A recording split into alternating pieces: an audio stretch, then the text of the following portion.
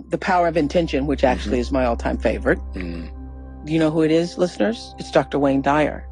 And he is here to talk about the Tao, which is his latest book, Change Your Thoughts, Change Your Life, Living the Wisdom of the Tao. So why the Tao? Why now? Why now the Tao? Well, the Tao is one of those things that kept coming at me. It's, I call it a calling.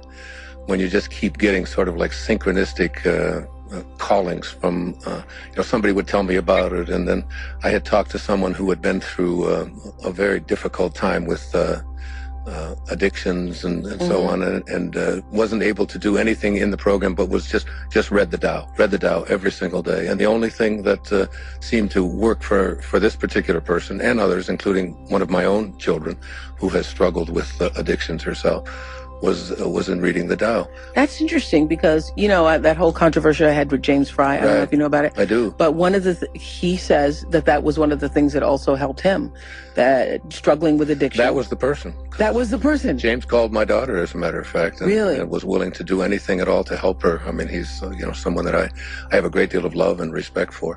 And what he said to me was that I wouldn't do the program. I wouldn't do the 10 steps. I didn't want to substitute one kind of an addiction for another. Right. But I would read the Tao. And then my publisher out in California called me and said, you've got to read this book and you've got to do this. And every time I would turn on the television or something, I would be some kind of reference to the Tao. And I've gotten to the point in my life and in my career where I listened when these sort of things that start coming at you from a distance and you're not quite sure. That appear to be coincidences. They appear to be, but there's no such thing. Yeah, there's no coincidence. In fact, the word coincidence itself is a mathematical term. You remember in geometry they would say two angles that coincide are said to be two angles that fit together perfectly. So now we've taken a term that means two things that fit together perfectly and interpreted it to mean something that fits together accidentally, which we've just reversed the whole concept of coincidence. It's coincide. So I called my publisher and I said, I just had an aha moment. I never heard it explained that way before. Really? Thank you. Yeah, that was great. So it's... So the Tao kept calling you. Yeah, it just kept calling me and calling at me, and I would read a little bit of it, and I taught at a university. I even taught a little bit about world religions, and I taught about Taoism and so on, but I really wasn't really that familiar with it. And then I began to do the research on it, and most of the people who write about the Tao say it's the wisest book ever written. It's the most translated book in the history of publishing, other than the Bible. Other than the Bible, yes. Yeah, and there are 14,000 different interpretations or translations that I came across myself. And so I would read the very first verse. The opening line of the Tao says, the Tao that can be named is not the Tao.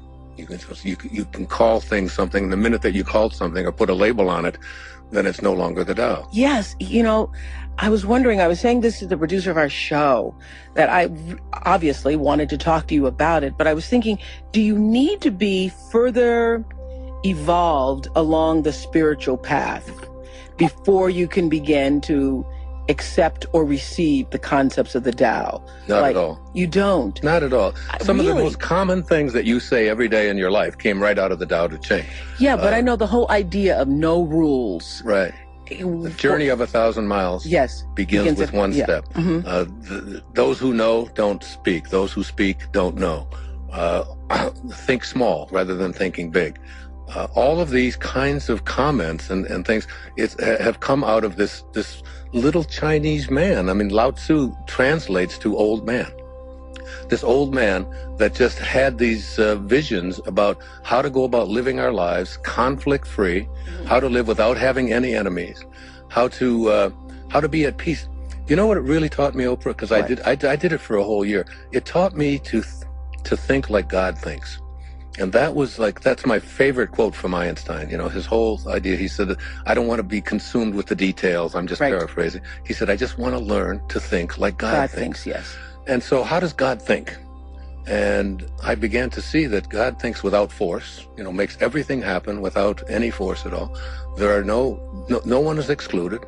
Everyone is included. God does nothing but give. It's always about giving. Hafiz, the great poet from the 13th century, said that he was talking about, just about giving. He said, even after all this time, the sun never says to the earth, you owe me. He said, just think what a love like that does. It lights up the whole sky. Wow. It lights up the whole sky. And it's just, so it's like if you can, there's been so much talk about The Secret, Right, I know you've done shows on it, and, I wanted to talk to you about that. First of all, I wanted to ask you, do you feel somewhat validated? I just feel so grateful and so thrilled that it's one of the most popular nonfiction books in the history of publishing. Over 10 million copies are out there. I mean, it's giving people a look at the power of what happens when you change the way you look at things. The things you look at change. I mean, the world begins to change when you change the way you look at it. I would have liked to have seen a little different emphasis myself. I think too much of it is on getting rather than giving. And and if you have this incredible power to align yourself with a universal divine mind that is always giving and always offering, then it seems to me that's where we ought to be putting our attention. Actually, I was surprised when I first saw, the first tape of The Secret. I was actually surprised that you weren't on there. I was asked to be. Okay, that makes sense, because I thought, well, you are the father of all this. Yeah. So, and why did you choose not to be? I didn't want to be a part of that emphasis any longer, and that was really my reason for doing Change Your Thoughts, Change Your Life. And it was really the result of my living the way I'm living now. The way I'm living now is on an island.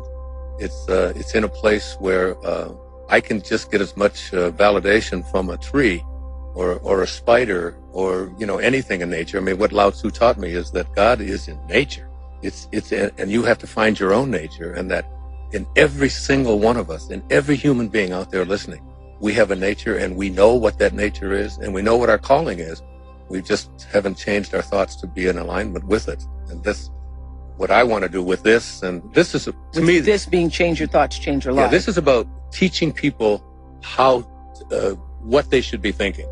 Become more flexible. Right. Become less rule-oriented. Become more open. Don't have any enemies. Lao Tzu was teaching all of us 2,500 years ago.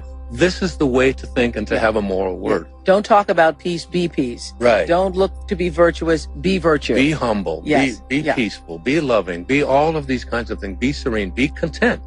Stop trying so hard. Just get back, relax, enjoy. The next thing I'm going to do is on the dynamics of how to change a thought.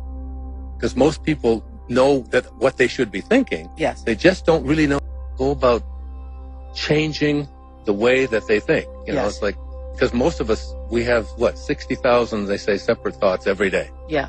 60,000. But the problem is we have the same 60,000 we had yesterday, and we're going to have the same 60,000 again tomorrow. And we just keep repeating the same thoughts. And none of us ever ask the important questions like, is what I'm thinking true? Because the thought that it's going to be difficult to do something, for example, or it's going to be complicated, or it's going to take a long time, or it's a struggle, that usually, if you really examine that, there's no truth in that whatsoever. So I'm talking to Dr. Wayne Dyer, who's really the father of the spiritual movement as we know it in our time. A lot of people call you the father of motivation, but when I was talking to you, you weren't just a motivational speaker. You were trying back in 1978 when I first came. Was it 78? I thought it was 76. I used to fly up to Baltimore every time there was a... Yes, and talk to you when I was doing that little show called People Are Talking with Richard Scher. And we'd start talking about these ideas, which really started to open me up in a way that I'd never experienced before. What was the moment, the spiritual moment? And I use, the word spiritual carefully here. What was that moment that got you to see your own life differently, that opened you up? I know exactly the moment. I know the date, the time. Okay, tell me. It was 1974, and I grew up in a series of foster homes and orphanages and so on, as you know. My father walked out on us. Yes. He just abandoned us. He never paid any support. He just had 3 boys. My mother had 3 boys under the age of 4 before she was 23 years old. And she was just left. There was a depression. I was born in 1940. My brothers were born in 38 and 36. And I carried around deep anger and deep resentment and deep hatred. I dreamt every night. Rage is a good word, because at night I would wake up and I would be sweating, and I would meet him in a bar someplace, and I would be hitting, because he was an alcoholic and so on. And but I never was able to find him. I ended up in Biloxi, Mississippi, at his grave, through a series of just the most bizarre circumstances, I rented a car. That weren't coincidences. Yes, exactly. And I was sent to get rid of this rage inside of me, because I knew that I came here to do something great. I knew that. I knew that when I was a little boy. I knew I could talk kids out of being upset at what was going on in the orphanage, for example. They always, when everybody would show up, they'd always say, "Where's Wayne? Go get them." And whoever it was, a little girl would be crying, and I'd say, "This is the greatest place in the world. There's no parents. You're going to love this place." And that's what I would just try to take the attention off of what they were, their anger and their fear, and so on. So I always knew this. So I get to my father's grave. I didn't even know he was dead up until just a few months before, and his body had been shipped there. And when I went to the grave and I stood there at his grave, I finally said, from this moment on, this was after 3 hours of just stomping on the ground, I said, from this moment on, I send you love. From this moment on, I will no longer have any resentment or hatred or bitterness towards you at all. I never dreamt about this man again. I feel his presence very, very frequently. From that moment on, I quit drinking. Alcohol was no longer a part of my life. I lost the weight that I was, I changed my diet around. The right people began to show up in my life. And it was all about forgiveness, Oprah. It was just about, Mark Twain said that forgiveness is the fragrance the violet sheds on the heel that has crushed it. And I understood it finally. I finally got that. Say that again. Forgiveness is the fragrance that the violet sheds on the heel that has crushed it. Oh, wow, that makes me want to cry. It's so poetic, it's so beautiful. And I have never had an angry thought towards him or towards anyone else since that time. In Change Your Thoughts, Change Your Life, Living the Wisdom of the Tao, Dr. Wayne Dyer's latest book, I think it's just 31 or 32 books, bestsellers. You say, for my father, Melvin Lyle Dyer, even though I've never known you, after thoroughly digesting the Tao, I finally get it! ! It is and always was all perfect. I love you. And I feel that. I feel him now. I feel him right here with us now. How was it always perfect when he essentially abandoned you? How was that perfect for people who are listening? We're talking to Dr. Wayne Dyer about his latest book, Change Your Thoughts, Change Your Life. And he lived for a solid year Live the Tao every day. How was it perfect? It's perfect because it taught me the most important thing that we have to learn in this planet. It's about forgiveness. If you don't have something to forgive, in the Course in Miracles, it says if you haven't blamed, then there's no need to forgive. Yeah. So once you get rid of blame, once you get rid of your hostility, so in order for me to be able to get to a place where I could teach people about how to go through their life without bitterness and anger and tension and fear and hatred and all that stuff that we carry around because of the way other people treat us, I had to go through that experience myself. Everything that we went through in our life, we had to go through in order to get to this moment. And that's why it was perfect. It was absolutely perfect. It was perfect for you. Right. I feel that way too. Being born where I was born, raised the way I was raised, everything, including the sexual abuse, the poverty, all of it, has made this moment possible. Absolutely. Yeah. And therefore it was perfect. It was. I mean, I remember hearing you talk a couple of years ago, and you talked about your parents had sex one time? One time in their whole life. One time. In their whole life. After. And you were the result of that. She was wearing a poodle skirt, and he wanted to see what was under it. Is that right? Yes. She was wearing a poodle skirt. I remember those poodle skirts. She was wearing a poodle skirt. It was a pink poodle skirt, and he said... it was under a tree or something? And he asked to take her home after school, and they stopped by an oak tree. I think it's why I love oaks so much. I just am obsessed with oak trees. Don't even know what it is, why I'm so drawn to them. But anyway, under a tree, and he said when he took her to my grandmother's house, her mother's home, that she still had the leaves on the back of the skirt because they forgot to brush all the leaves. And she was young, wasn't she? Yeah, she was 18 years old. 18 years old. Mm-hmm. And that one. Now, how could that be an accident? An accident or a coincidence. Is something that fits together perfectly. Yes. I often think about, look at all the series of things could happen. It wasn't even like they were friends. Mm. They happened to be passing at the same moment. Mm. And he said, hey, girl, what if she hadn't come out of that door at that moment? Yeah. It's crazy. Yeah. If 1 second later, 1 second later. And that's why there's organizing intelligence behind all. That's one of the things. I know that's what you talked about in this book. Is the organized intelligence. Yes, and organizing it. Just think, I used to give the example of, just imagine for a second a junkyard. I mean, it's got 3 million pieces of junk. Yes. Just strewn every place. Everything you can think of. Old toilet seats. It's got wiring and just old generators and batteries. And everything that you can think of. The whole 3 million of them. A wind comes along, a 200-mile-an-hour wind comes along and takes all of this junk and twirls it around, and it goes up into the air, and it's twirling around in the air. This, this cyclone that goes by. The cyclone passes, and all the junk comes back down to the ground, and there's a Boeing 747 where it was just a field of junk before. What is the likelihood of something like that happening? 1 billion to 1, 1 trillion to 1? Could it ever happen? It takes an organizing intelligence to take all of these things and bring it together. And a Boeing 747 is nothing compared to a human being or compared to the universe, compared to all of those stuff. To think that this all is something that just happened because it was some happenstance accident. There is something called the Tao, and it says the Tao does nothing, but it leaves nothing undone. Those who are listening and hearing about this for the first time, and there are a lot of people actually hearing this philosophy for the first time, is Tao more of is it a religion, would you say? Is it a lifestyle?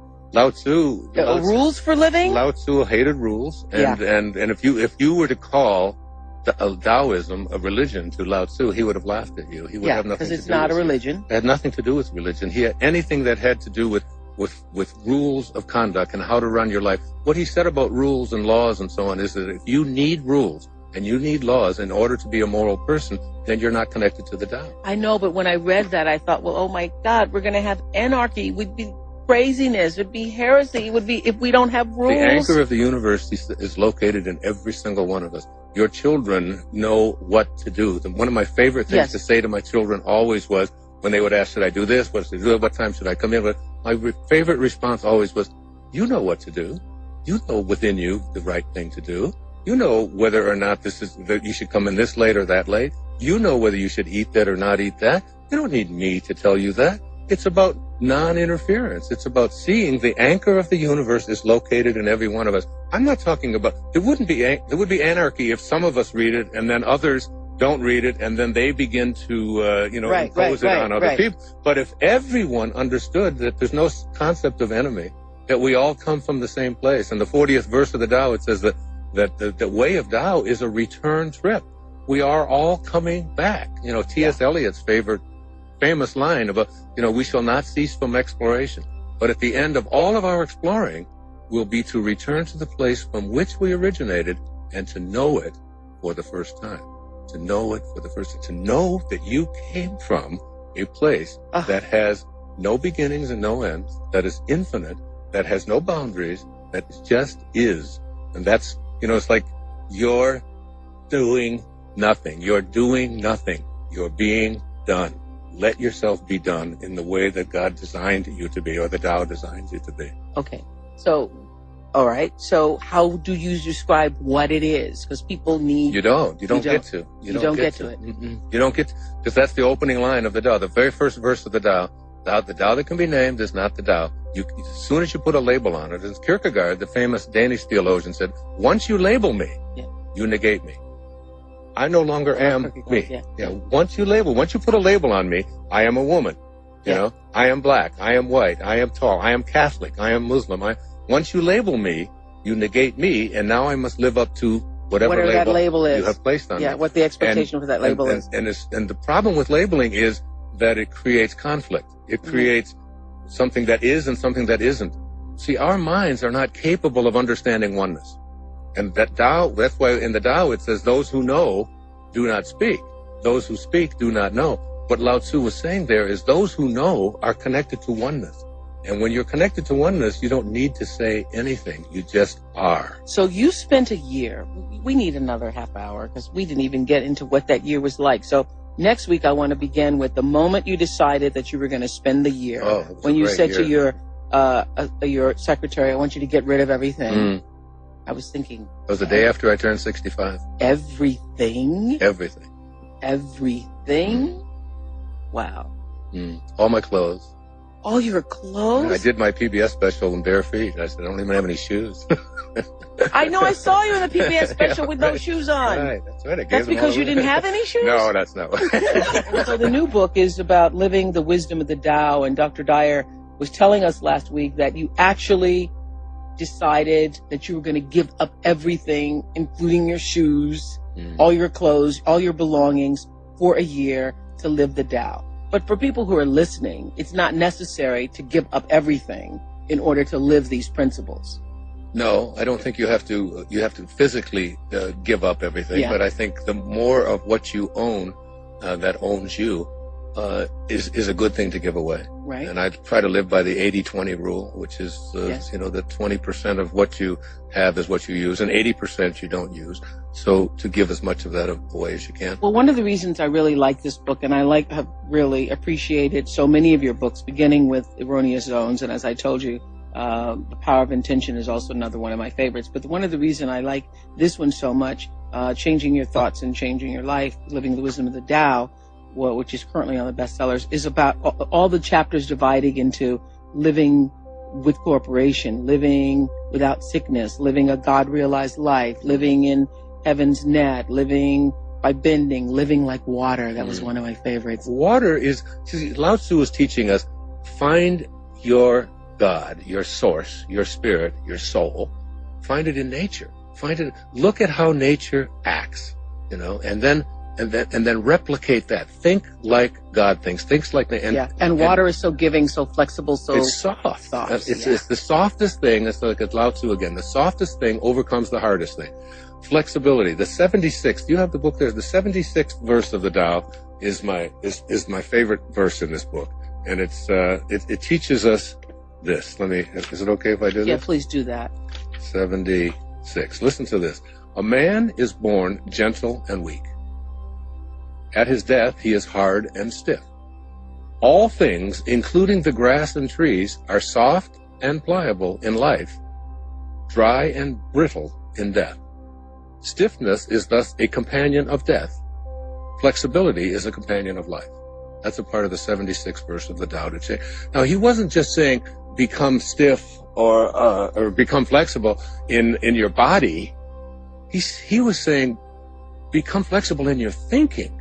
In your, remember in the last election? I read that, and what I felt when I read that is, it's not just in your thinking, it's becoming flexible in in the way you move. When I read that, I felt like it means flexible in all of your movement, in your thinking movement, in your emotional movement, in your spiritual movement. It means being fluid, soft. It means being gentle. Yeah. It means, in the last election, during the debates, with John Kerry and George Bush, one of the big things about this whole thing was flip-flopping. This whole concept of a rigid thinking is a thinking. Emerson said, a foolish consistency is the hobgoblin of little minds. The idea that someone would believe something and say, whatever I believe on Monday, on Wednesday you can count on me, I'll believe the same, regardless of what happens on Tuesday, is a scary kind of concept. Right. You want someone who says, I believe this on Monday. Now look what happened on Tuesday.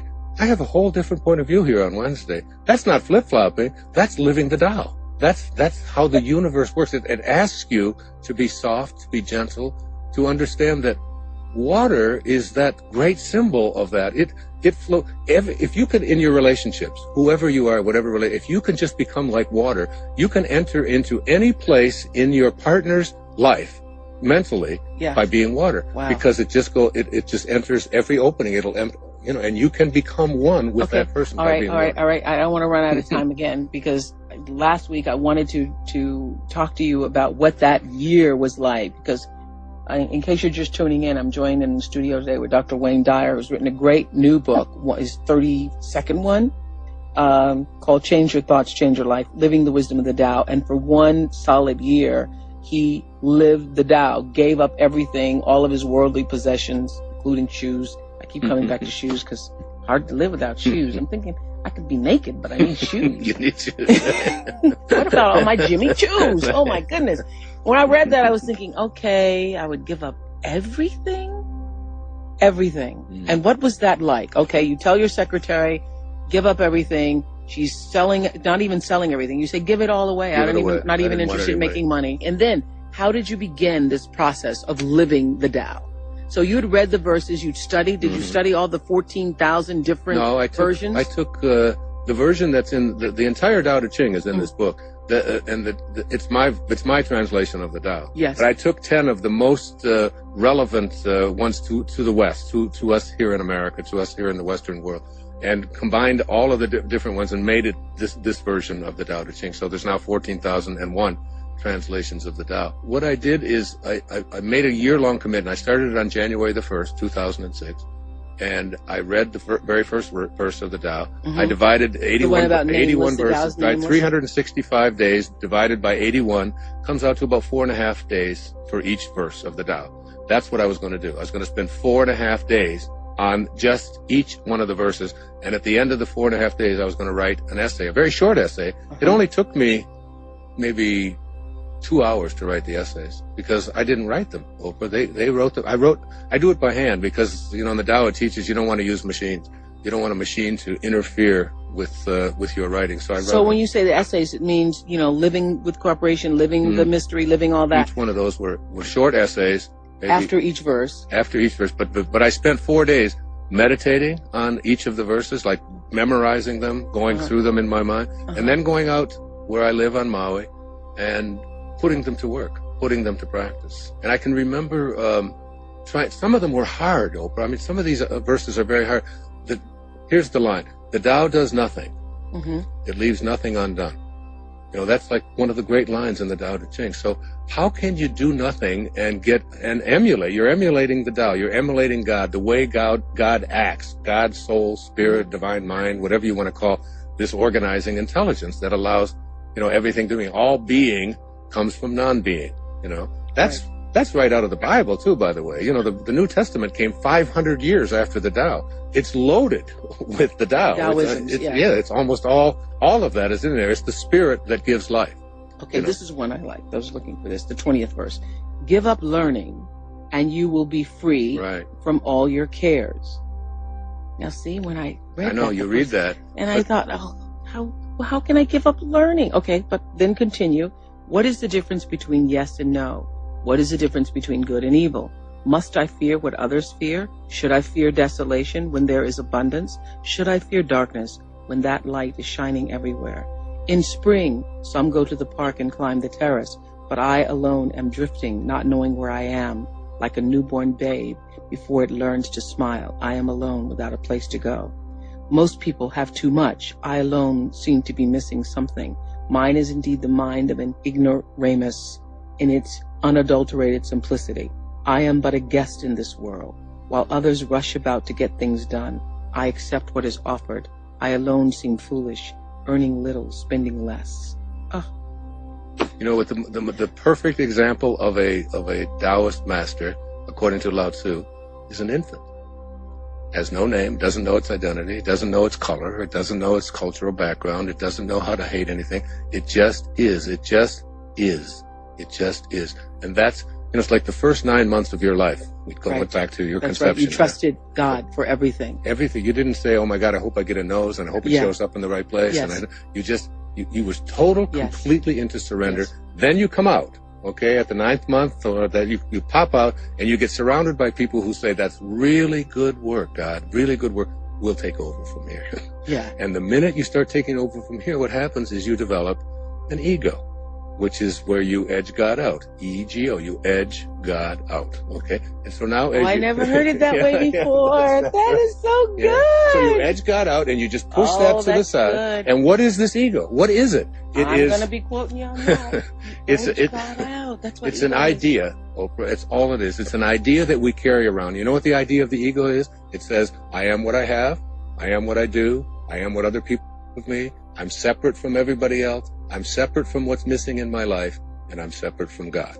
Those are the 6 components of the ego. And that's what we're raised on and what we're trained on. Meantime, we showed up here. We didn't have to do a thing. Oh, say that again. I want to say it again. Say it again. Repeat that. The ego. Yeah. The ego is just a collection of ideas that we carry around. Okay? I am what I have. I am what I have. So we go around through our whole life, accumulating trying as much to as have we can, things. have more stuff. And then when we don't have any stuff, then we no longer are. We lose our identity. I am what I do. I am what I do. All of my accomplishments.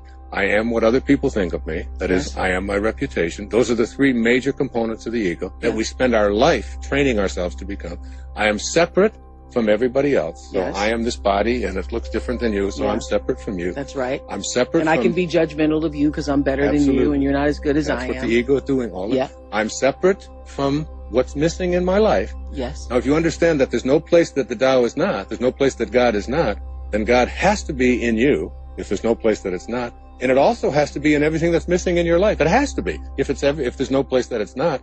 So you're already connected to everything that you need in your life, everything that you could possibly want in your life. You're already connected to it. Yeah. All you have to do is align yourself. But there has to be some purpose that the ego must serve. Otherwise, we would have evolved ourselves out of it. Don't you think? No. No? No. Okay. I thought that was a good question. I used to think that. Okay. I don't think I'm not as advanced as you are, okay? No. I think it's the ego is not worth defending. And we all spend a lot of our time defending this thing that says, well, I am what I do have and I have to get more things. And if I don't have as much as they do, then they're going to, and we go through our lives doing all of this stuff. And what it does is it brings us to a point where we no longer have something, or our reputation is gone or taken away from us, or somebody steals it. And what happens to us? Or when we retire, or, I no longer can do things. So now people get over a certain age and they just feel like, I've declined and so on. There's nothing in the DNA that says you have to decline ever in your life. You don't have to decline, and your DNA is over 600,000 years old. So then why do we have it, though? Why do we have it? We have it because it works. It works at getting ourselves believing that we're better than other people instead of just allowing ourselves to be free.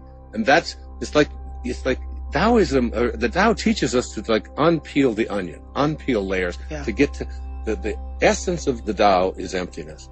Getting to that place of emptiness. That's like the supreme place to get to, where you're just empty of all of that. And then you're free. And then guess what? All of the things that you wanted so desperately when you were so ego-dominated before begin to show up in your life in larger and larger and larger amounts. And what do you do with it? What does God do with everything that shows up? Gives it away. Isn't that what you're doing? Isn't that what you've learned in your life? I mean, here you are, this world-famous icon. And what is your major lesson? What did I see you doing on 60 Minutes or whatever it was when you were over there in South Africa? Yes. Give. God, I know why I was given so much. It's about giving. It's about, why do you have to wait till you have a lot to learn that? And why don't average people out there get that as well? All we have to do is see ourselves in everyone. Mm-hmm. The Native Americans, you want to hear a great quote. The Native Americans said, no tree has branches so foolish as to fight among themselves. Now, think about that. Think about it. We are all branches on a tree called humanity. What are we doing fighting each other and killing each other? What are we doing? Lao Tzu. Because nature's smarter than we are. Absolutely. And it's all about nature. Yeah. It's all about nature's smarter than we are. So is it possible do you think you have your ego? You haven't lost your ego, obviously. No, right? I haven't. Yeah. But I'm working on it. Is there a way to keep it in check? Is there a way to minimize its influence in your life? Every day, just say thank you, and it's like, and get to the place in your life. Rumi had this wonderful line. He said, that to practice benevolence, to just practice being in a place in your life where you are giving, you're just constantly in a state of giving. Okay. Sell your cleverness, he said, and purchase bewilderment.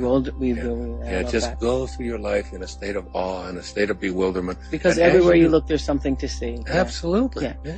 So we're talking to Dr. Wayne Dyer about living the Tao, living the wisdom of the Tao. It's his latest book on changing your thoughts and changing your life.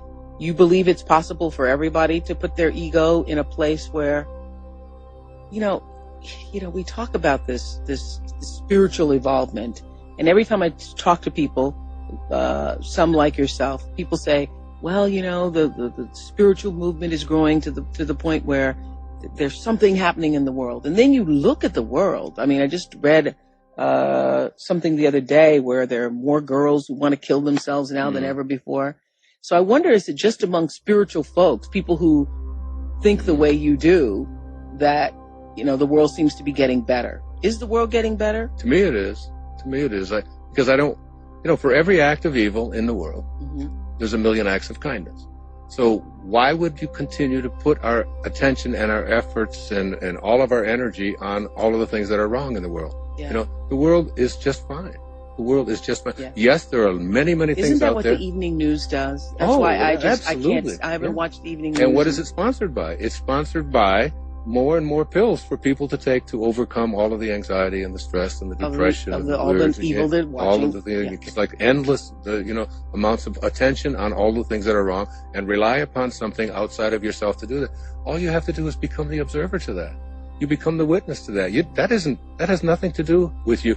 And one of the great lines in the Tao Te Ching speaks about that any time that you are in battle, if you have to go to battle, if you have to go to war, you don't ever celebrate anybody else ever being killed, no matter what you label them, whatever label that you put on them. You treat everything that happens in battle, which we see so much about, right, especially these days, as a funeral, as something that we recognize within ourselves that we left the Tao, because the Tao has no need for us. There's nothing in what God has offered us that tells us that we have to be in competition. The other thing that you say that I love so much is about understanding that principle of every force is going to create a counter force.